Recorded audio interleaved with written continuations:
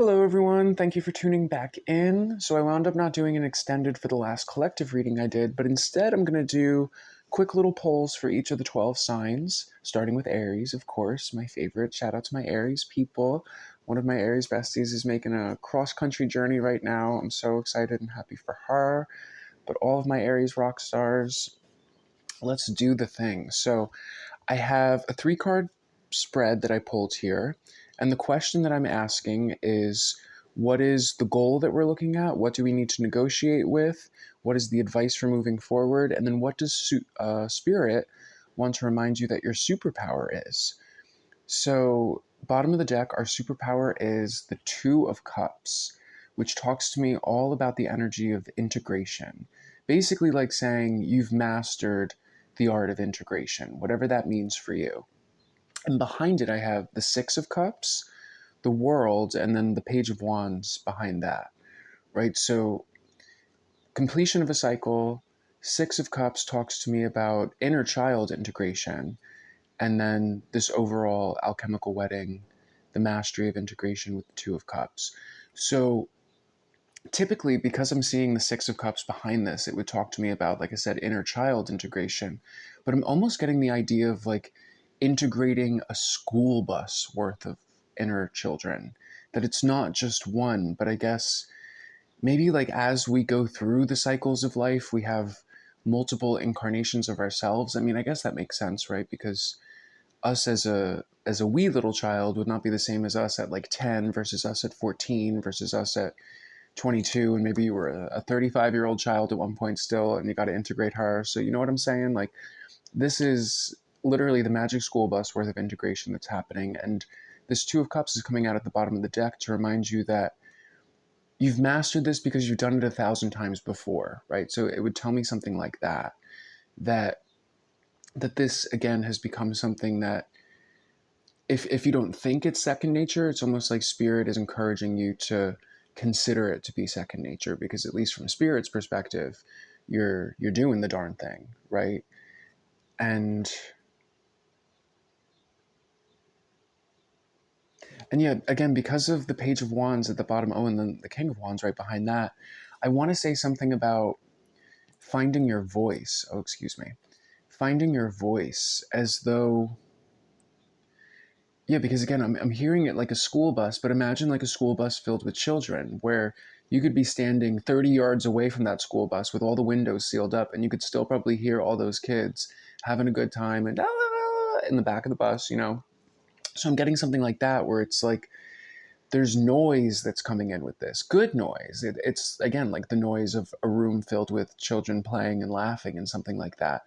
But there could be an aspect of that I'm almost wondering if the noise coming in with the integration is disruptive from your perspective. I'm wondering if it's almost creating like white noise or frustration that could be clouding up intuition, not in a bad way, but just because it's like, again, the volume is being turned up or something like that.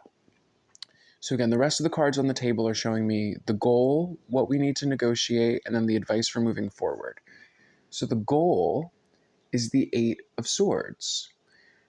And the Eight of Swords usually talks about just needing to travel and navigate intuitively, right? Where it's like you don't exactly have the map or the road signs or anything like that, but you do just have the intuitive data that you're trying to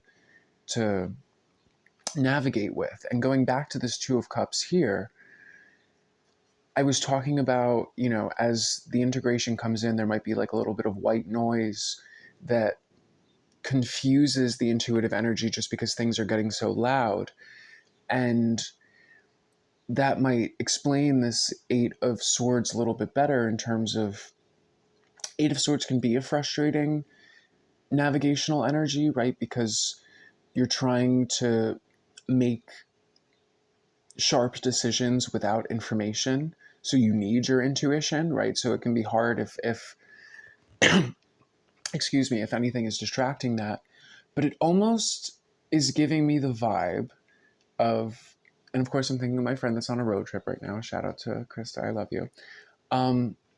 But it's giving me the vibe where if you were driving somewhere with a school bus full of kids, they'd probably be in the back, saying like, are we there yet?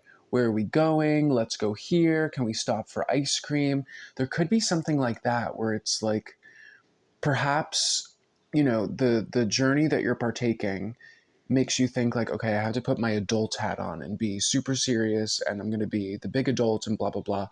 But maybe this is talking about allowing those, children in the bus to kind of guide the journey a little bit, where it's like, if they shout out and say, hey, let's take a detour here and stop for ice cream or something like that, allowing that to be your GPS, because there's something greater in it, right? It's like not dismissing it just because they're silly urges or something like that, but following that compass because maybe there's something there in the detour, if you know what I'm saying. It's like doing it the adult way might actually just be a hindrance, if that makes sense. And then in terms of what we need to negotiate on the table, that's the Knight of Cups. And the Knight of Cups usually talks about the discovery of identity or the Grail quest or anything like that. But in connection to the rest of the cards on the table, I'm seeing the Knight of Cups. I'm kind of taking it back to this energy of seriousness that I was talking about with the Eight of Swords, where it's like there's a hesitancy because of the assumption that you need to take this seriously or something like that.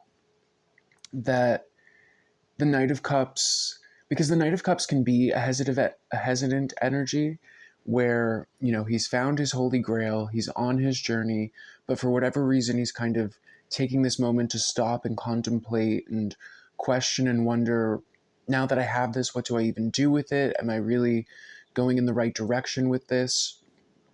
And it's almost like saying, it's almost like the difference between how we think our parents operate versus how we think we operate, right? Where it's like there's certain times when like we want to do something impulsively, but maybe we won't tell our parents because we know that they're just going to stress us out about it. And even though what we're doing is fun and fine and totally in alignment with what we're supposed to be doing, we can hear our parents' voice in our head where if we told them, hey, I'm going to do this impulsive thing, they might freak out and yada yada. So that's kind of what I'm getting from this Knight of Cups, is that it's like you're holding your grail and hearing the proverbial parents, authority figures telling you what to do with it. And then you're also hearing the school bus full of inner children telling you what they want to do with it, right? And there might be a little bit of a split there in the energy.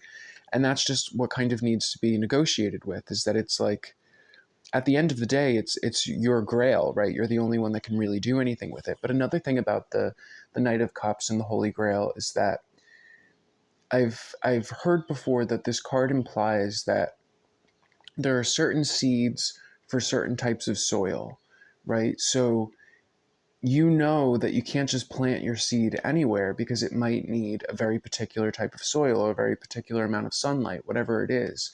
And you're in the process of finding that, right? You're finding your Goldilocks zone. And, there's many different climates where you can grow different things, right? So maybe, one voice in your head was like, if you want, you could grow this in this very safe environment, and it's not going to be spectacular, but it'll live, right? But you know that it's like, but if I go all the way over yonder, I know that there's a green triangle somewhere where I can yield, a 10-foot crop versus a 5-foot crop that produces, hundreds of fruits versus dozens of fruits. And it's like I could do the safe thing, but I could also explore where it can thrive. And it's like, I think that's it, is that it's like the voice in your head is saying, don't we operate on survival? And the voice in your heart is saying, no, I operate on thriving. And with the advice in terms of the final card in the sequence, we have the Knight of Swords. And the Knight of Swords, right, is the action knight, right, where it's like he's just kind of charging into something full force.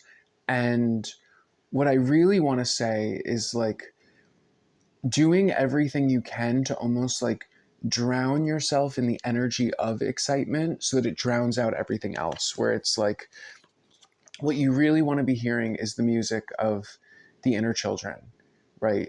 The laughter, the fun, whatever. So it's almost giving me the idea of like, this is a journey, like my friend, maybe like a playlist that's just really, really fun and exciting, that has that kind of energy that could create a type of momentum or something like that. Because again, with the Knight of Swords, sometimes it's the Knight of Voices, right? So I'm getting a very vocal kind of energy with this as well. So that could be another side of it too, is like maybe the mystery of like a sing along or something, right? Like putting together that playlist or finding that playlist of, I don't know if you're an 80s baby, 70s baby, 90s baby, something like that, where it's like go into the Wayback Machine and find a playlist that your school bus of inner children would want to scream along to for a few hours of the journey or something like that. It's like putting yourself into an energy where it's like it just drowns out the serious voices. Because ultimately, it's like if we can't shut them off, at least let's drown them out because they're not helping. Like they're trying, but they're not helping. And let me just close it off with an oracle card, see what the universe wants to say. Take a, ooh, ooh, ooh. Might be too many. I'm sorry, universe. I'll take these three.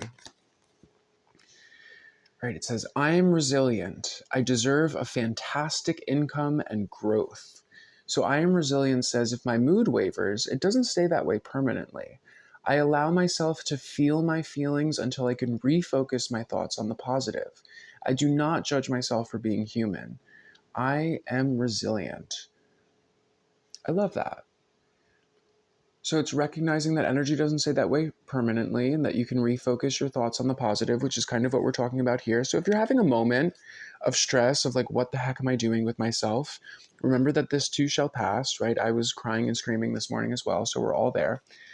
And I deserve a fantastic income. So just kind of recognizing that it's like you've earned whatever it is that's coming to you. That's what that talks to me. And then growth, right? So that really goes back to the Knight of Cups, where I was talking about survival versus thriving, right? You're in your thriving era, right? But the thriving era is going to be a little uncomfortable because it's almost like the energy of a plant breaking through the pot. Like imagine a potted plant that one day was just like, I'm tired of this. And it just bursts out of the pot. The pot is going to be pissed, and whoever likes the pot is going to be pissed, but you're going to be happy, right? So keep on keeping on. That's what I have for you, Aries. I love you, and I'll see you next time. And if you're interested in extended, there's no extended for this, but you can book your own, and you'll find that in the description box below. So I love you guys, and I'll see you soon. Bye.